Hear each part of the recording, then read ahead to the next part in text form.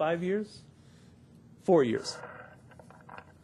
And the developer here was Carltus, for those Correct. folks that don't know. Yes.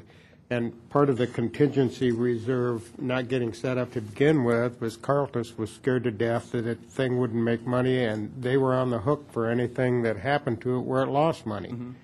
So the city was in a fail-safe position. If it went broke, Carltus pulled it out, and if it made money, we shared it with them. But right now, you're telling me now within the next 6 years, we're sharing equally. We're in the second 6-year period where we're sharing it equally with developer now. Yes, I think it's the next 4 years. Okay, Oh, we're already 2 years into that. We're already 2 years into that. yeah. I have a question, too. Thank you. Sure. I have a specific question. In the staff report, number 1 says that its surplus revenue may reduce the developer's obligation to repay sales tax previously advanced by the city, and this number 1 says to the city. There's a difference there. By the city, not to the city. Yeah, we advanced it. Okay, this Right. number 1, it should have said advanced by the city, not to the city. Thank you. There's a mistake. Okay. Thanks, Teresa. Okay, so if we go to the next one, as part of the development agreement, the developer was conditionally advanced by the city 50% of the net sales tax generated from the Encinitas Ranch Town Center in 1996 through 2001. As outlined in the agreement, surplus golf revenue is to be applied to the sales tax repayment.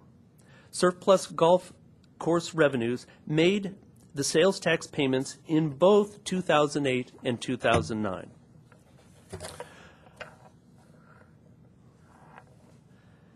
Per the joint exercise powers of agreement, IRGA may amend the existing agreement to establish and fund operational contingency reserve accounts. City Council may authorize a temporary suspension of the sales tax repayments and support an amendment in which operational and emergency contingency reserve accounts will be established and funded with surplus golf revenues. The fiscal impacts, there's no economic impact on the city of Encinitas as no economic resources are being foregone by the city as a result of any temporary suspension of payments. Near-term impact to the timing of city cash flows, however, the 2010-2011 budget shows sufficient resources above and beyond the targeted contingency and budget stabilization reserves. The impact of delaying these repayments would not create a need to draw down any existing reserves. So we recommend that the City Council authorize a temporary suspension of the sales tax repayment as outlined in the Encinitas Development Ranch Agreement, and support an amendment to the agreement in which operational and emergency contingency reserve accounts will be established and funded with surplus golf course revenues.